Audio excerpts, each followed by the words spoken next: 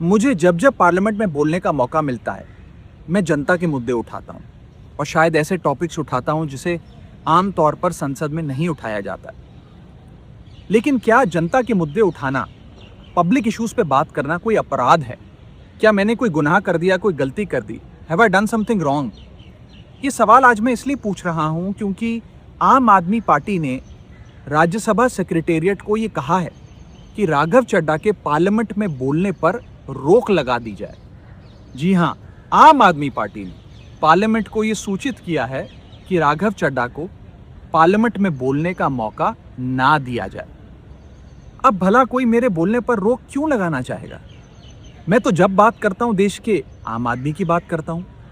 Airport पर मिल रहे महंगे खाने की बात रखी, जोमैटो ब्लिंकिट के डिलीवरी राइडर्स की प्रॉब्लम रखी, खाने में मिलावट का मुद्दा उठाया, टोल प्लाजा लूट से लेकर बैंक चार्जेस लूट की बात करी, यहाँ तक कि मिडिल क्लास पे टैक्स के बोझ से लेकर कंटेंट क्रिएटर्स पर स्ट्राइक क्यों करी जाती है, टेलीकॉम कंपनियां कैसे 12 महीने में 13 बार हमसे रिचार्ज कराती हैं, डेटा रोल ओवर नहीं देती हैं, रिचार्ज खत्म होने के बाद इनकमिंग रोक देती है, तमाम इश्यूज मैंने सदन में उठाए। और ये मुद्दे उठाने के बाद देश के आम आदमी का तो फायदा हुआ, लेकिन इससे आम आदमी पार्टी का क्या नुकसान हुआ? भला कोई मुझे बोलने से क्यों रोकना चाहेगा? कोई मेरी आवाज को क्यों बंद करना चाहेगा? खैर, आप लोग मुझे अनलिमिटेड प्यार देते हैं। मैं जब जब आपके मुद्दे उठाता हूं, आप मुझे सपोर्ट करते हैं, मुझे शाबाशी देते हैं, मेरा हौसला बढ़ाते हैं। मैं आपको कहना चाहता हूं थैंक यू। ऐसे ही मेरा हाथ और मेरा साथ थामे रखिएगा, छोड़िएगा मत। मैं आपसे हूं और मैं आपके लिए हूं। और जिन लोगों ने आज पार्लियामेंट में मेरे बोलने का अधिकार मुझसे छीन लिया, मुझे खामोश कर दिया, मैं उन्हें भी कुछ कहना चाहता हूं। मेरी खामोशी को मेरी हार मत समझ लेना। मेरी खामोशी को मेरी हार मत समझ लेना। मैं वो दरिया हूं जो वक्त आने पर सैलाब बनता है।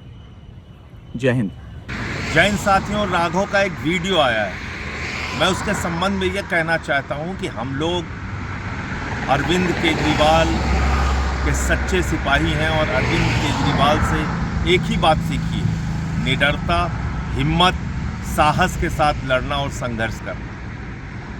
लेकिन बड़े अफसोस के साथ ये कहना पड़ रहा है कि देश के तमाम मुद्दों पर जब सीईसी के खिलाफ प्रस्ताव आता है, आप साइन नहीं करते। पश्चिम बंगाल में लोगों के वोट के अधिकार छीने जा रहे हैं। दिल्ली में हम लोगों ने देखा किस तरीके से चुनाव आयोग का दुरुपयोग हुआ। पंजाब का मुद्दा होता है, उस वक्त आप खामोश रहते हो, नहीं बोलते हो। मोदी के खिलाफ आवाज़ नहीं निकालते हो। तमाम वो मुद्दे जो जनहित के हैं, देश से जुड़े हुए हैं, पार्टी से जुड़े हुए हैं, पार्टी के कार्यकर्ताओं से जुड़े हुए हैं। गुजरात में पार्टी के कार्यकर्ताओं को पीटा जाता है, मारा जाता है, उस पर नहीं बोलते। पंजाब के तमाम अधिकारों को छीनने का काम केंद्र सरकार और मोदी सरकार करती है, उस पर नहीं बोलते। तो ये बहुत सारे मुद्दों पर वॉकआउट करने का मामला आता है, उस समय वॉकआउट नहीं करते। तो ये तमाम चीज़ें हैं जिसका जवाब देश आपसे चाहता है, लोग आपसे चाहते हैं। जय हिंद।